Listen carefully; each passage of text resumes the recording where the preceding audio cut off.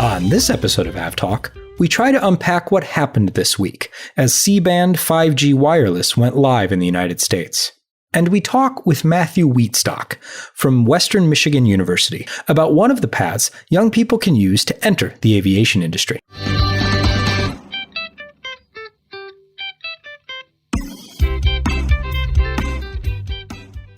Hello and welcome to episode 147 of AvTalk. I am Ian Petchnick, here as always with Jason Rabinowitz, and it's great to be recording the last podcast of 2022. Oh wait, it's only been a day today. It feels like a year. Oh, it's been a week. Yeah. This week has been a long year. Yeah, you know that meme from 30 Rock where Lemon says, "Wow, what a week," right? And then the response is, "Lemon, it's only Wednesday." That's today. Yep, that's today. It is only Wednesday. It's Wednesday, January 19th, and it is the first day of 5G C-band deployment in the United States. And boy, what a day it has been. Wow. What fun, Jason. What fun. It has been so much fun. As someone who has levels of interest in both mobile phone technology and aviation, it has been the perfect blending of nonsense on either side of the spectrum. Perfect blending of nonsense. I've been thinking about, we always talk about our friend John Ostrower's saying there's always an aviation angle. This week, I have been hoping that there is no aviation angle. You are going to be disappointed. I would just like something. I would just like for once for there to not be an aviation angle. Let's get into, where do we even start? Let's start with. So I've been wrestling with this for the past couple of days, trying to figure out how to structure the show, and I think that the best thing to do, given that we don't have charts and graphs and 8x10 color glossy photos with words and pictures on the back, is to do a very brief rundown of what we mean by a few key terms, and then kind of quickly move us from a few years ago to a few months ago, and then move from a few months ago to this week. And let's see if we can do that without losing anyone or confusing anyone, because I would very much like to do the exact opposite and provide a little bit of clarity in a muddled up, mixed up world. So when we talk about 5G, we're talking in this particular context, we're talking about the C-band, which in the US is different than everywhere else. You'd think all of these very, very technical standards, they would at least come up with something that's consistent. But well, no. It's close, but every country has its own spectrum rights, and they're usually pretty close. And in this case, it is pretty close, but the pretty close is what separates normal airline operations from apparent chaos. So in the US, we have two spectrum bands that are very close to each other, and that is where all the problems come in. So the C-band that is being used by the wireless companies to make your wireless service faster is 3.7 to 3.98 gigahertz. Then there is a band above that is reserved for usage by radio altimeters on aircraft, from 4.2 to 4.4 gigahertz. It all comes down to making sure that those bands stay separate and that there's no interference there. Because the overriding concern, and we talked about this a little bit before when we thought this was all going to be resolved before the day that it came to turn it on. Which was last March, by the way. Which was, yeah. Or I'm sorry, last December, not March. Yeah. So the issue is there is concern that the towers with the C-band equipment on them broadcasting in that range could interfere with the radio altimeters that aircraft are equipped with. Those radio altimeters are extremely, extremely, extremely important for landing in poor weather. or challenging situations, and they're very low power and very, what's the word I'm looking for here? Interference and any erroneous readings would be very bad. They're critical for safe operation. So the FAA has taken an extremely hard line, and the aviation industry has taken an extremely hard line in saying, "Oh, this is bad. This is terrible. We have grave concerns. It could impact everything from fixed wing commercial transports all the way to helicopters and light aircraft as well." And these are not new concerns. These are concerns that were raised in 2018 when the initial plan to section off the C-band from satellite operators and provide them to wireless carriers first came about. It was addressed in 2020 from a report by a working group that's set up on the aviation side called the Radio Technical Commission for Aeronautics. They issued a report in October 2020 after some research and some modeling. And so all of these concerns should have come together, at least in my mind, and I think, Jason, you're in agreement here, should have come together because the FCC and the wireless companies have said there's no problem. It's been deployed elsewhere. In other countries, 40 other countries around the world, it's not a problem there. We can make this work. So if there were concerns, they should have been addressed. So that didn't happen. The auction went ahead in December of 2020 for the spectrum space. The wireless companies spent $81 billion, a record, on this spectrum. And then we get to a year later when things are supposed to be deployed on the 5th of December, 2021. Leading up to that, the FAA, airlines, the Department of Transportation, various congressional committee heads all say, wait, we're not ready. It was a little more different than wait, we're not ready. It was pretty much, we're all going to die and the economy will implode if we go forward with this current plan. Yeah, that too. There is that. Yeah, there is. At least publicly, that was the message. If you flip the switch, we all die. More or less. More or less. And we're exaggerating some statements here for effect, but basically that was the gist of the argument.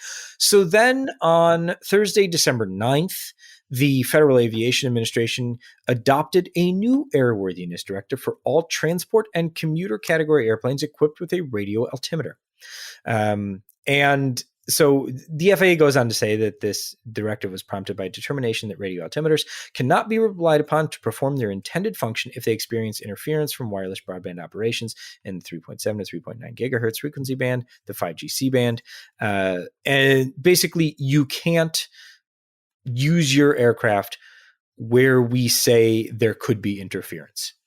And as it turns out, the most likely place for interference would be all of the large airports where aircraft operate. Yeah, 50 major metropolitan areas throughout the U.S., not including, I believe, Alaska and Hawaii at all, but 50 major metropolitan cities, of course, comprising of many airports within that. So the New York metropolitan area includes JFK, Newark, LaGuardia, Stewart, all the way into Connecticut, Hartford, Bradley, I think. Yeah, and I guess in fairness to Denver, Atlanta, they were not included. Yeah, some of a bunch of metropolitan areas are also not included because this spectrum was previously used by satellite operators, and the mobile telecom companies have basically paid the satellite companies to vacate the spectrum early so they could get their hands on the spectrum right now in 50 major areas, while the other cities, including Denver and Atlanta, like you mentioned, won't be clear until later in 2023. So those airports were not affected at this point. And so then we get to more back and forth between basically the FAA and the FCC, the airline industry, the wireless industry. They're all searching for agreements, and there's a lot of back and forth. And they say, okay, fine, we'll move it to the 5th of January. Then that comes up, and a few weeks ago, then they say, okay, well, we're going to postpone it one last time to the 19th. Yeah, and this was voluntary by, let's be real, it's Verizon and to a lesser extent AT&T, who paid, like we mentioned, billions and billions of dollars to not only acquire the spectrum, but also clear it early to get a hold of it in 50 major metro areas. So at that point, they voluntarily opted for another 2-week delay, and January 4th, Verizon basically put an ultimatum out and said, if you're not ready when we are by January 19th, deal with it. And so what we assumed over those weeks, months, is that the airline industry, that the FAA would be determining ways to mitigate these risks. And if the risks are not able to be mitigated, they would figure something out. The FAA, to its credit, has put together a handy dandy 5G page on their website, and one of the things says is that because of the delay, the 2-week delay, they allowed the aviation and wireless communities to reduce the risk. During that time, the FAA has received vital 5G transmitter location power level information from the wireless companies. You think that this information would have been conveyed earlier. Facilitated data sharings between avionics manufacturers and wireless company. You think that would have been done earlier. Determined that some GPS-guided approaches may be used at certain airports. Why wasn't that determined earlier? I mean, none of this is surprise. There's no surprise here. This has been worked on for years. No, it's very clear that in utter, complete lack of government oversight was to blame here, between whether you want to divvy it up between the FAA and the FCC or apportion different calculations of blame here. The FAA and the FCC seem to have completely shirked their responsibilities and really didn't start their work in earnest until the last week or two, it feels like. And to be fair, there has been a lot of back and forth between the FAA and the FCC and industry stakeholders over the past couple of years, but it doesn't seem to have gone anywhere in order to say, okay, we understand the risks for these particular radio altimeters. If you've got one, we could have said this a year ago.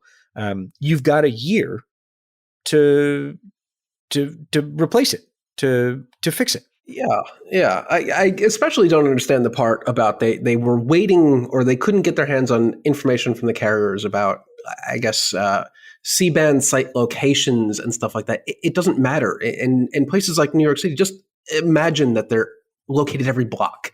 And that the power limits, aren't those set by the FCC, like the maximum transmitting power, the wattage? That should all be defined by the FCC. I don't see why the locations of the sites matter. But then again, we are not experts in this field. No. This discussion is certainly not a technical discussion of any kind. We briefly talked, Jason and I briefly talked about getting technical experts on here. But the problem is that any technical expert that we talk to is very steadfast in their regard that the other side is incorrect. We found it very difficult to find someone who would kind of give a not it's just the other guy's fault stance on things. So what ended up happening is that yesterday airlines started canceling flights. Well, before that, there was an agreement made that the wireless carriers would implement like a 2-mile buffer zone around airports within these areas, basically, so that they wouldn't turn on C-band cell sites within an undefined 2-mile radius rectangle square or something around airports. We're still pretty unclear on Cone that. They've of some said sort, radius, yes. but then I've heard people have seen maps where it's a rectangle, and rectangles aren't a radius, but whatever. So there was an agreement made, I think, a couple weeks ago, saying that they won't, or maybe last week actually, that they will simply not turn on C-band sites within some critical distance within range of an airport. And so the NOTAMs that were issued by the FAA per airport listed what procedures were unavailable given the restrictions. And those were not aircraft specific. Then there were some aircraft specific bulletins issued by Boeing that specifically addressed the 777. And so that led to yesterday, because the FAA hadn't approved an alternative method of compliance to keep those aircraft being able to operate low visibility approaches where 5G is present. Certain airlines decided that they needed to cancel flights because they didn't want to risk whatever they wanted. They didn't want to risk whatever it was, whether getting stuck there or not being able to land at a particular airport, being turned away from a particular airport, having to divert if the weather had gone not the way they wanted it to. I had heard that Boeing went as far as contacting these airlines and saying, don't even attempt it. Just don't fly the 777 to airports with potential C-band interference. And it seems like a lot of airlines took that warning very quickly. That was one of the things that John Ostrower was reporting on. Boeing issued a multi-operator memo to 777 operators saying, until there is a alternative method of compliance, don't operate a 777 to an airport with 5G C-band active. That led to some rather wild moments, a couple of hours where some major international airlines flying to the U.S. very suddenly said, you know what, we don't even need to fly to the U.S. We're just going to cancel flights. So very quickly, ANA and JAL in Japan very quickly said, we're canceling all of our flights to the U.S. for some period of time. Emirates canceled almost all of its flights that were operated by the 777. I think they only had left in their schedule Dulles, JFK, and LA. Washington was the third major. Atlanta, Denver, and Washington. Those were the three major population centers that did not have activation. Right. And BA, British Airways, actually substituted out a few of their flights from the 777, since JFK is an all 777 destination for BA. We actually got a 787 for the first time, I think, a -9, and also an A350-1000. So that's interesting. But it seems like in a matter of hours, it went from, we are canceling our flights to the U.S. indefinitely because of C-band interference, to, you know what, don't even worry about it. Boeing says it's totally cool now. And within the same day, because the FAA came out with, this is the alternative method of compliance. And so they've cleared 5 altimeters. At first it was Boeing's, 2. Right. At first it was just 2, now it's 5. Was primarily the 737 NG family and the A320 family of aircraft, and the MD-11. So now it's 5 altimeters that includes the families of the Boeing 717, 737, 747, 57, 67, 77. Still no 87 yet. MD-10 and MD-11. So basically the FedEx fleet and UPS fleet there. Airbus A300, 310, 319, 320, 21, 30, 40, 50, and 80. Yeah, a couple notable exceptions there, like you mentioned, the 787, which is interesting because a lot of airlines subbed out their 777s for 787s. Odd there, but notably, the A220 is missing because it's, I guess, technically not it wasn't an Airbus developed aircraft, so maybe there's extra paperwork there. I don't know. Different altimeter. I don't know. Different something. But what we're looking at now is most major aircraft. The FAA says 62% of the U.S. commercial fleet, but this is really only mainline aircraft. There is not a single regional jet on this list. So If you're flying on a CRJ, an ERJ, or an A220, or an an E-Jet, those are not on this list at this point. We have no idea when, if that'll happen. I assume it will at some point when the FAA continues doing the homework it should have done 6 months ago. But if you are not confident that your flight will go as planned, maybe rebook to a mainline flight. Yeah, it's the FAA says we are reviewing testing data for altimeters used in regional jets. Doesn't say anything more than that. Great. Where were you 6 months ago? That's what they're working on. So right now we're back to there are a few altimeters that still need to be cleared in order to get us over that fairly large hump of 30 some odd percent of U.S. aviation, and who knows how long that's going to take. Although, given the fact that they were, I don't want to say magically, but very efficiently able to add the 777's alternative method of compliance and check that out basically overnight, then I hope it does not take long. Again, this whole conversation is just so, it should have been, hey, they turned on the things, your phone's faster now. Yeah, and interestingly, a wrinkle on top of this is just not the radio altimeters themselves that need to be issued an alternative method of compliance. The airports also need to receive these AMOCs. And there's something published by American Airlines just a few minutes ago, actually, that says they've received their AMOC for the 737, 777, and 787, which is interesting. So that might be a hot new development right now, but they have not yet received anything for their Airbus and regional fleets, but expect to very soon. So it seems to be trickling in, not just by blanket aircraft type, but aircraft type, airport, and airline, which is interesting. And it says on the mainline side, they saw some delays and 4 whole cancellations, and to expect some minor localized impacts until the Airbus plans are finalized. And for their Bombardier CRJ and Embraer fleets, they've seen a few more cancellations and delays than mainline. But the FAA and manufacturers have shared that they are working diligently to finalize plans. Oh, now they're working diligently. Mm-hmm, That's good. They took a very long vacation, focused on other things, apparently. And now they are working very diligently on this.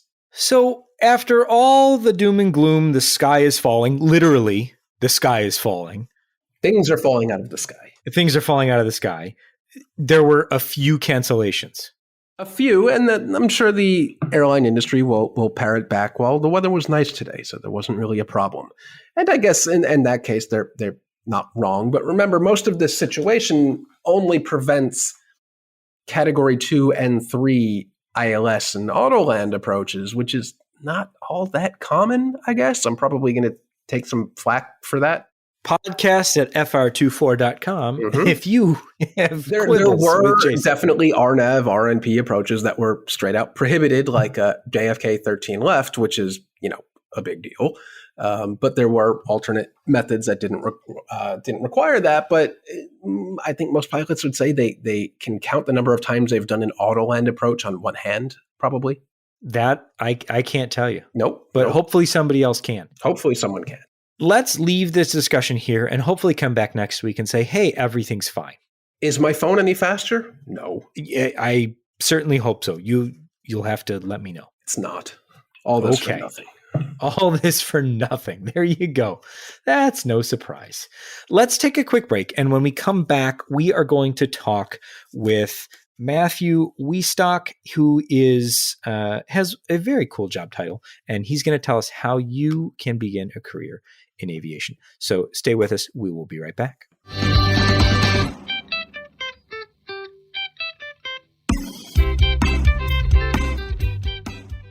Welcome back, and we are now joined by Matthew Wietstock, who is an aviation ambassador from Western Michigan University, which is We've had some pretty cool job titles. It's the best title we've ever introduced on this show. It's the best title we've ever had.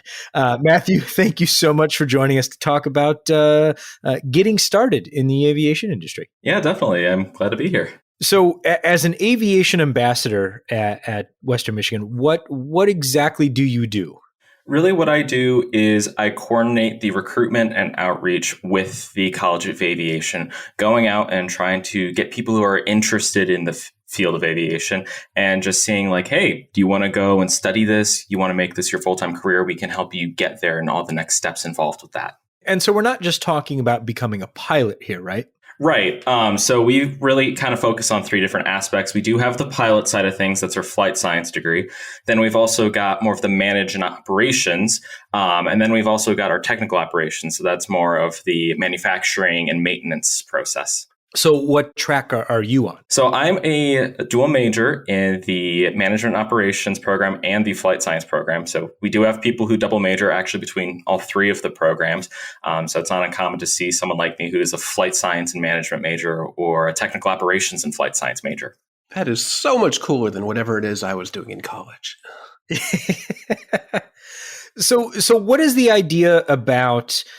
Because we've heard about the pilot shortage most recently and most acutely the regional pilot shortage, and we've heard about a lot of airlines trying to ramp up not just their pilot corps but also staff up and down the line, including people like dispatchers and maintenance personnel and things like that. So what's kind of the benefit to going the route that you're in as far as starting at a university and going from there? Well, first and foremost, the thing that you want to get at the end of a college education is, of course, the degree. And while, especially in aviation, that's not always required, I think Delta recently announced that they're no longer requiring a degree for their pilots. It is definitely still highly preferred. It's a great step in the door as well. We do a lot of different networking opportunities as students with airlines and corporate aviation outfits that come in. They talk to our students and just try to actually get us to sign up for something while we're still here. Plus, if you come here for the flight science program, there is the added benefit of being a Part 141 school, which means that if we go through and do all of our training here, we complete our degree, we actually get a full 500-hour reduction in what we need to get our airline transport pilot's license to go fly for one of those airlines. We have all of that just kind of taken care of. And for our maintenance aspect of it, we take care of all of the 1,900 hours needed for the Part 147 certification to get an A&P license. So you're not only getting a bachelor's degree, an undergraduate degree, in some cases, if you're becoming a pilot, you're reducing your hourly workload. And then if you're going on the mechanical side, you're looking at being ready to be hired into somebody's shop right away. Yeah, definitely. That's exactly what we're looking at, is getting people from point A to point B as easily as possible. Do you feel like most people who enter this program, do they know coming into it what they want to do in the aviation industry when they graduate from this program? Or is it more the case that people know they want to do something in aviation, but they don't really know what? And does the program kind of guide them towards an end goal? We definitely have a good mix of both. We have people who are coming in, the legacy pilots who their parents are both pilots or flight attendants or something in aviation. And they know, I want to go work exactly for this airline because that's what my parents did. And then you've got people like me who are first generation in this, and we have no clue what's going on. We kind of have an idea of where we'd like to go. But along the way, I've had so many different shifts in even just what I want to do. It's been incredible with the university being there to support me and say, there are all these different options. I think one of the things many people don't understand fully is just how ingrained aviation is into everyday life. And one of the best examples of this, I had a friend who came in, he wanted to go directly to a mainline airline. And now he doesn't want to go to an airline at all. He just wants to go fly for a corporate outfit, go and fly around some charter aircraft.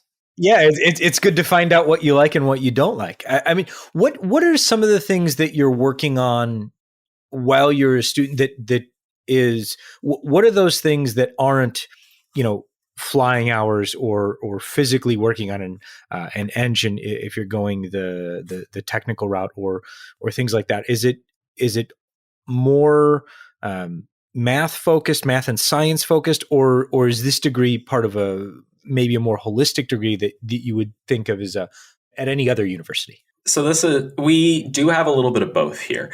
We have the aspect of it of going and completing our general education requirements.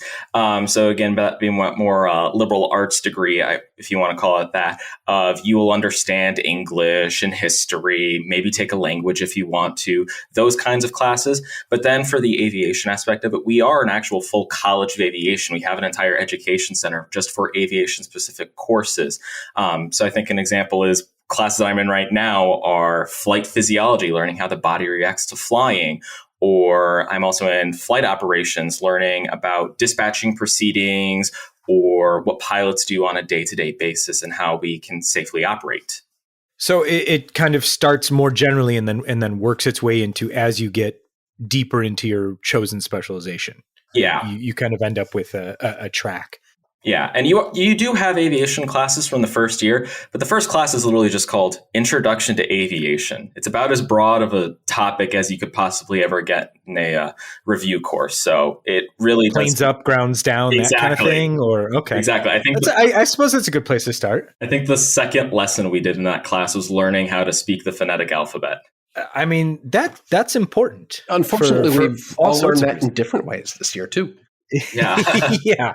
Definitely. When you're working on your degree and you mentioned that you have a lot of networking opportunities and things like that, do you also have a lot of internship opportunities to work with various, either local or maybe you take a semester off and go somewhere? Yep. We have people who have gone all across the U.S. to do internships. One of my good friends actually just completed an internship recently with Alaska Airlines. My flight instructor, when I was still doing flight training, he did a semester off and went over and worked with United Airlines. Personally, I did an internship as well. I went to a corporate outfit about an hour north of here in Grand Rapids. So there are, again, a lot of different opportunities to get networked and involved around here. So someone's interested, they're either in high school or they haven't yet applied to colleges yet, and they're thinking, this is a route I might want to take. What are some of the things that are good to be prepared for before you get into the program? And then maybe what are some of the things while you're in it that you look back and go, oh, I wish I had, learned a little bit more about that or done something like this, just to be more prepared. It's definitely the math science classes that I wish I would have prepared more on. And that's something we actually tell all of our incoming students. You're going to need a very good understanding of math and science. And it doesn't have to get super specific with science because aviation is all around us. We've got the environmental science of weather. We've got the technical science of the physical aircraft. We still need to know about human anatomy with our flight physiology. Math is a lot of calculus and algebra. So just getting those two subjects down. But it is also, we look for well-rounded individuals when even applying for the program. So it's not just those two areas. It's having a good understanding of a little bit of everything. It just happens those two areas are kind of the ones we focus on the most. And then how similar would you say that the Western Michigan's program is to other full university programs? I mean, maybe some of the, I guess, for people listening to this podcast, most people have heard of Embry-Riddle or something like that. There are definitely aspects of it that are very similar. Our flight training programs are pretty similar. We are both 141 regulated by the FAA for flight training. But then we have other aspects of it that make us very, very different. We are an NCAA Division I university. We have a football team and a hockey team. Actually, our hockey team right now, which does have some aviation students on it, is number 4 in the country. We have research grants. We have the Honors College. We have all these different things that you'd expect if you went to a major university. And we also get to go and fly airplanes while we're studying. So it's really kind of a unique perspective to be in. We're not fully ever in one door. We're kind of in a mix of two. I'm sitting here, I don't want to say how many years out of college, wishing I may have gone a different route and gone back and done this. I mean, one of the things, and you mentioned early in the conversation where Delta's not requiring a degree for a pilot's license. But since we've got you, I would love for you to make the case for having the degree, not necessarily for a pilot's license, but just for having the degree in general, if that's how you feel. The degree definitely helps you in terms of, well, it's just one of those things on a resume that first off looks nice. But even beyond the resume, I'm learning very helpful, valuable skills here that I wouldn't have learned if I was just off getting my license at a standard Part 61 school, or if I was somewhere else. I'm getting actual knowledge that I'm applying direct to everyday use. My internship over the summer, I looked back on so many of the courses that I had taken here, and it's like, this is exactly what my professors were preparing me for. And the professors here, they come from the industry. They come back here. One of my operations professors actually was one of the director of operations at Denver Airport. And now she's teaching us how we can go in and prepare ourselves for the careers that we want to do. It's not so much of a just you're thrown into the cold. They kind of guide you and help prepare you for what you think you're going to be doing. And then sometimes, yeah, it's a little different, but that's why we kind of do with that holistic approach. We're teaching you a little bit of everything from the aviation industry. So that's really where I see the benefit to it. And again, it's not the only path in aviation, but it is definitely a good path. And especially if you're getting into this relatively new and you know nothing about aviation, it's kind of a hand to hold along the way. So I have two questions, or really one and a follow-up for you. So we discussed before what the split is between students that come in knowing what they want to do and figuring out what they want to do. Which were you? And since you're closer to graduation than not, where did you land at this point? What do you think you want to do in the industry once you do graduate pretty soon? I came in thinking I know exactly where I want to go, and I made a full 180 on that. I just went through and it's like, I have absolutely no clue what I wanted to do. I started out only in the flight program. And I was just like, yep, I want to go be a pilot. That's all I want to do. And I got here and I started doing the training, and it was good training. And I actually did end up finishing it all, but I got through it and I realized, the pilot stuff is fun, but there's a lot more going on than I realized here. And the operations aspect of it really appealed to me. So now I think I want to go more into the dispatching or the flight planning and flight operations side of things.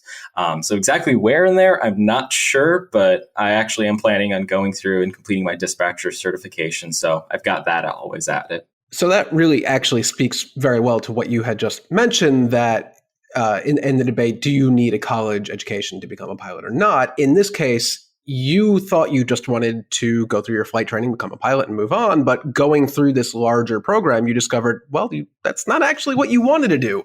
So had you not taken advantage of a program like this, your life would probably ended up pretty different, huh? Oh, definitely. Last year in my apartment, I lived with 3 other guys, and every single one of us had started off at the university as a flight science major and just a flight science major.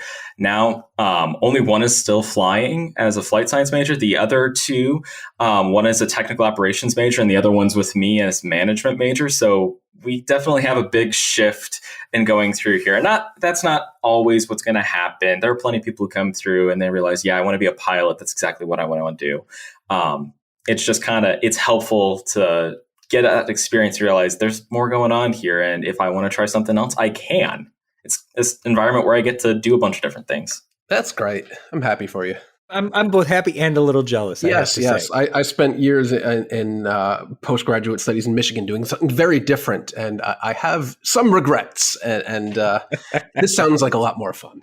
No, definitely. Every time I give a tour to a student, I can always just look over at the parent and say, yeah, you want to come back to school, don't you? Mm-hmm. It has happened. We have had people come in here as non-traditional students and get their degrees, or even just people who got a little push. Actually, my dad being one of them. After I started at Western, he wanted to keep up with me. He just liked what I was doing and thought it was so cool. He actually went out and started doing his private pilot's license. So now we get to go and fly together. That's awesome. That is really cool. Well, Matthew Wietstock is a senior at Western Michigan University, and he is one of the university's aviation ambassadors. Still the coolest job title we've had on the podcast. Matthew, thank you so much for taking the time to talk with us, and tell everyone how they can get in touch with you if they are interested in pursuing aviation as a career, and Western Michigan specifically. If you're interested, you can always check out the website. That'll be wmich.edu/aviation. You can reach out to us there. We have a big web form where you can request some information from us, get in direct contact with an aviation ambassador if you have any questions, or you can even set up a virtual or in-person tour of the College of Aviation if you ever want to come out to Battle Creek and see our facilities. Well, thanks so much. Matthew Wietstock, this has been a pleasure. Thank you for joining us, and best of luck in the future. Thank you very much. It's great.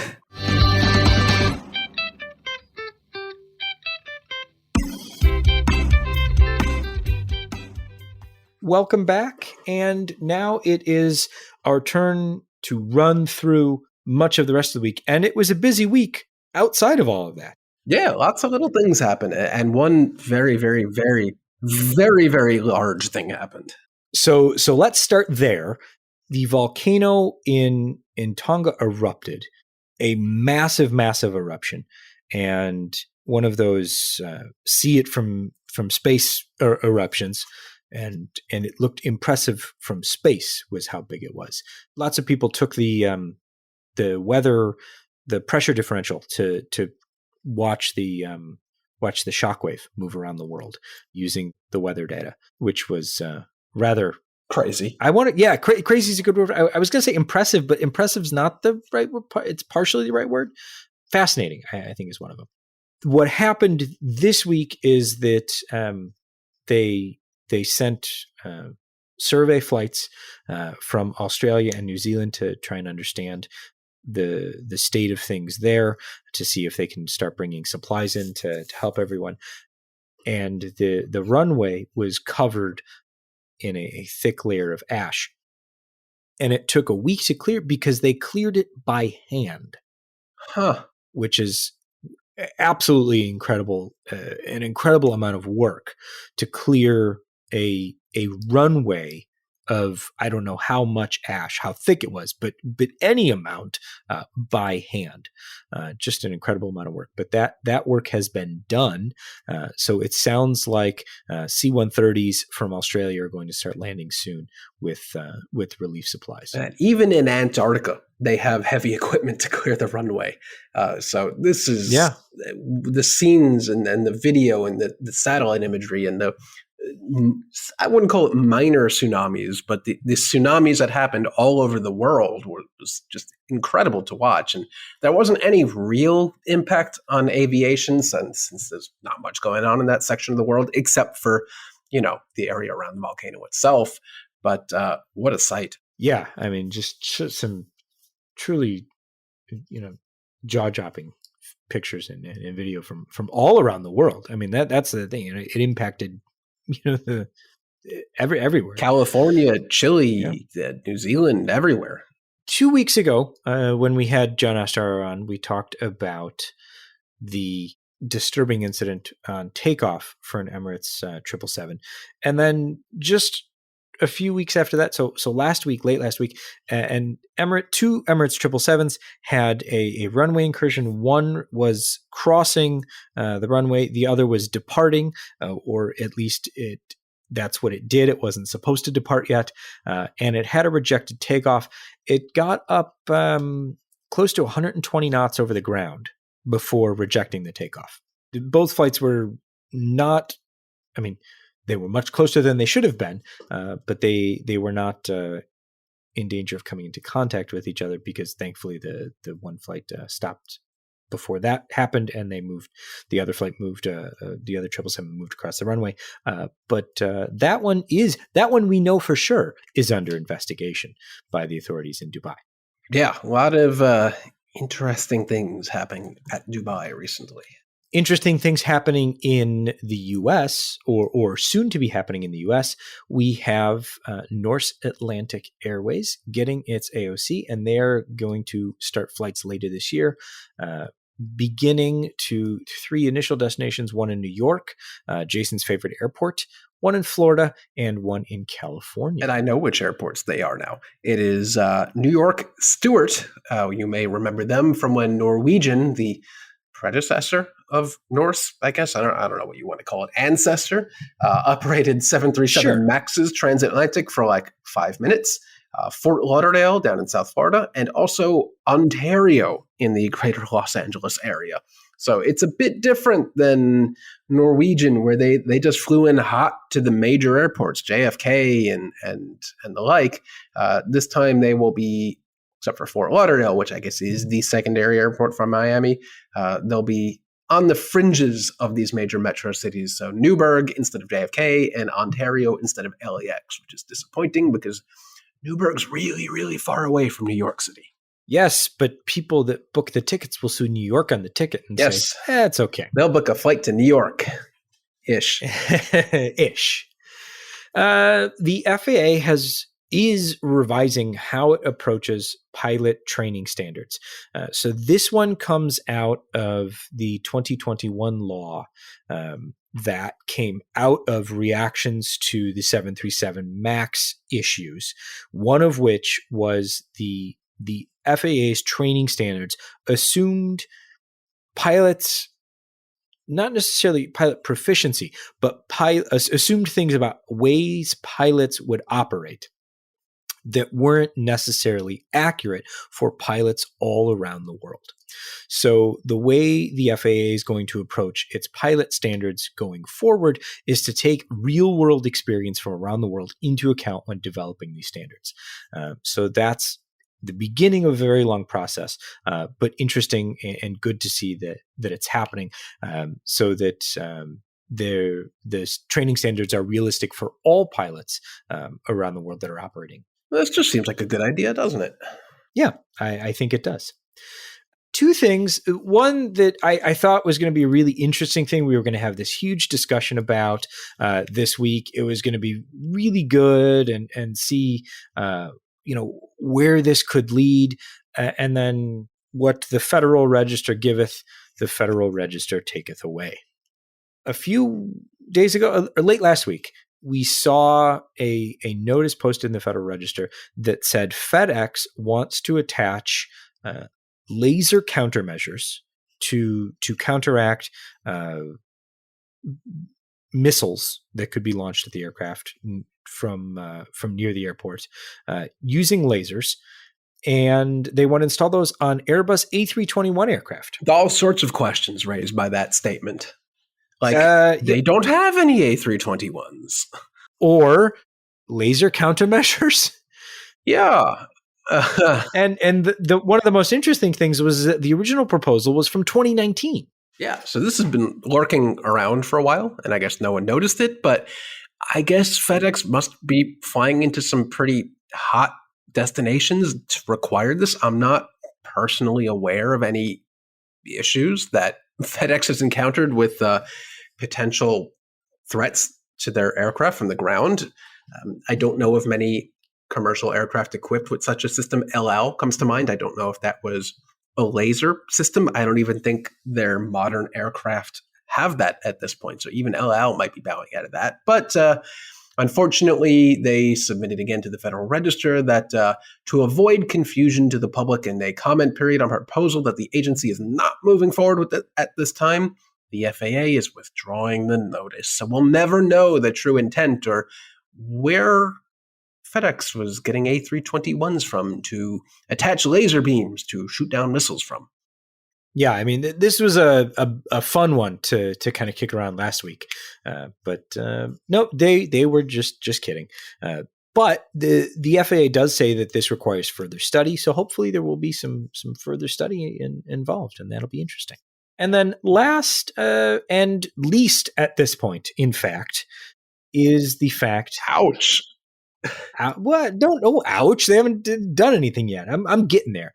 The Northern Pacific Airways has unveiled its 757 registration November 627 November Papa. It is a former So it's a former American Airlines 757, which is a former U.S. Airways 757. Was it a former America West 757? Do we go back that far? I just saw U.S. Air. I don't know if it goes. I mean, the airplane's 30 years old, so probably. But the paint job looks lovely. The paint job is brand new. You'd never know that this is a nearly 30-year-old 757 operated to its very final days by American.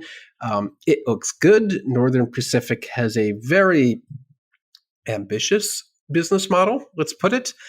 They basically want to replicate Iceland Air West out going to Asia, specifically Japan. So they're going to be hubbed in Anchorage, Alaska, and they will connect U.S. West Coast cities to, in the beginning days, Japan via Anchorage. And they have plans to do things like stopovers, which Iceland Air is famous for. They didn't, I don't think they started that phenomenon, but they really embraced it in recent years. It's an interesting concept. The interior on this aircraft looks like it is simply reupholstered seats from American, which anyone who is familiar with the U.S. Airways or American 757 would know. Bring a neck pillow and an iPad and a battery bank, because there's not much on board that aircraft. I've seen reports that they are looking to acquire the formerly United PS 757s that were retired unceremoniously at the beginning of COVID in 2020, which would be a whole different ballgame. Actually, it would be completely different engines even, which is an interesting twist. But it's not a new idea. They want to exactly replicate Iceland Air and do it out to Japan. I'm interested to see where it goes. It's not really going to help me out here on the East Coast, but it's an idea.